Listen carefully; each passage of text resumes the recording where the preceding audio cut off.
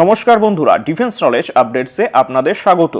তো বন্ধুরা, আপনারা সবাই জানেন যে আরব সাগরে জলদস্যুদের সাথে লড়াই করে বিভিন্ন দেশের পণ্যবাহী জাহাজকে নিরাপত্তা দেওয়ার সাথে সাথে এবার ভারত চীন সীমান্তের দিকেও বাড়তি নজর দিচ্ছে ভারতের প্রতিরক্ষা মন্ত্রক।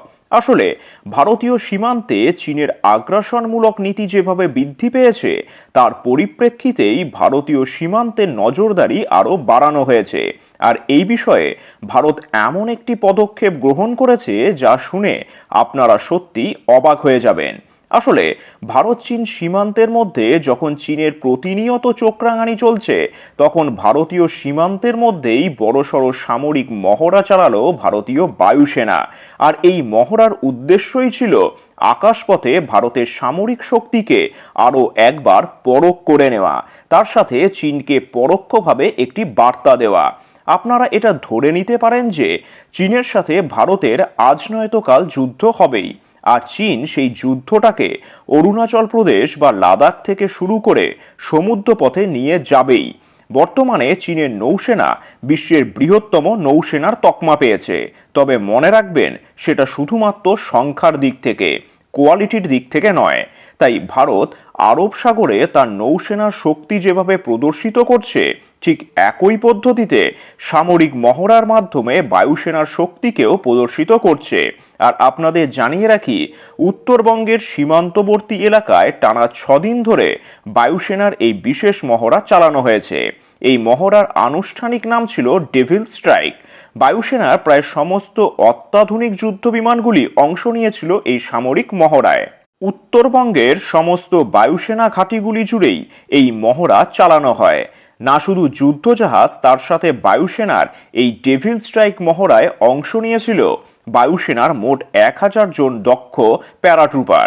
প্রায় 36,000 ফুট উঁচু থেকে একে একে বিমান থেকে ঝাঁপ দিলেন বায়ুসেনার এই দক্ষ প্যারাট্রুপাররা। আর আপনাদের যুদ্ধ বিমানের কথা বলতে তো ভুলেই গেলাম।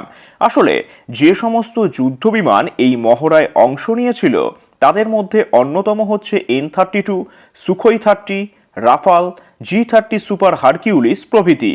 এরই সঙ্গে অত্যাধুনিক সমরাস্ত্রবাহী যানও অংশ নিয়েছিল এই সামরিক মহড়ায়। আসলে এই মহড়ার অন্যতম বড় সাফল্য ছিল ইলেকট্রনিক্স ওয়্যারফেয়ারের ব্যবহার। কারণ বর্তমান সময়ে যে কোনো যুদ্ধকালীন পরিস্থিতিতে ইলেকট্রনিক ওয়্যারফেয়ারের ব্যবহার করা হচ্ছে।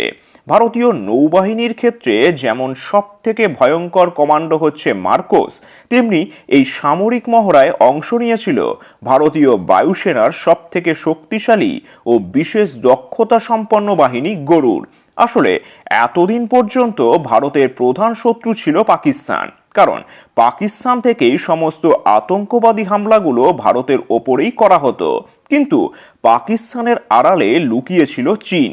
আর যখনই চীনের আগ্রাসনমূলক নীতি ভারতের সামনে আসে, তখনই ভারতকে না শুধু পাকিস্তানের সাথে বরং চীনের সাথেও লড়াই করতে হচ্ছে, সেটা অর্থনৈতিক দিক থেকেই হোক বা সামরিক দিক থেকেই। চীনের আগ্রাসনমূলক নীতিকে আটকানোর জন্য চীনের নাকের ডগায় ভারতের এই সামরিক মহড়া বিষয়ে আপনাদের কি মতামত তা নিচে অবশ্যই কমেন্ট করে জানাবেন।